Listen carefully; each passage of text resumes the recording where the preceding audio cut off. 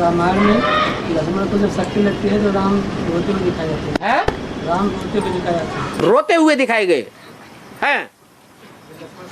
हैं? हैं? हैं? तो भगवान है रोत का भगवान ने तो रोए का बड़ा जैसे कर्म करेगा तो बड़ों को देख।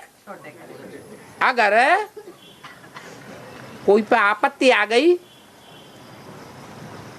कोई मरणासन्न होने जा रहा है, तो जो अजीज है वो खूब हंसने लगे सबके सामने,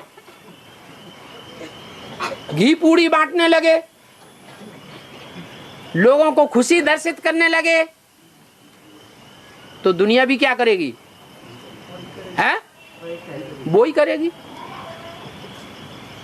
इसका मतलब ये हुआ कि हमको ऐसा कोई कर्म नहीं करना है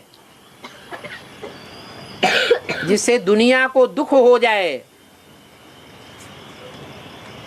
दूसरों के सुख में सुखी होना चाहिए और दूसरों के दुख में दुखी भी होना चाहिए, भले दिखावे के लिए।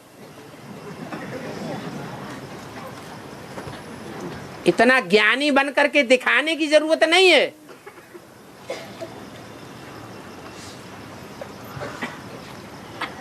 कितना ज्ञानी जो मुरली में बाबा बोलते हैं मम्मी मरे तो हलवा खा। हलवा खाने का मतलब कि वास्तव में तुम सबके सामने हलवा बनाओ और हलवा खाओ और हलवा बांटो। लाश पड़ी हुई है सामने,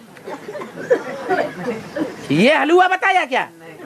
बेहद का बाप बेहद के बच्चों के सामने बेहद की बातें करते हैं।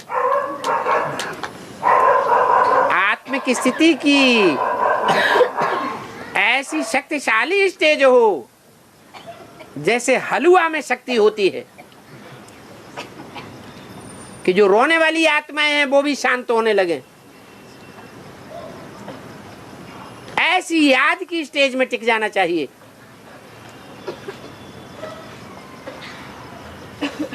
नहीं तो रोने वालों के माहौल में जो सदा हंसने वाला होता है उसको भी आंसू आने लगते हैं। और संगम युग मौजों का युग है या रोने का युग है, रुलाने का युग है? और हम हलवा खाएंगे तो दूसरों को दुख होगा।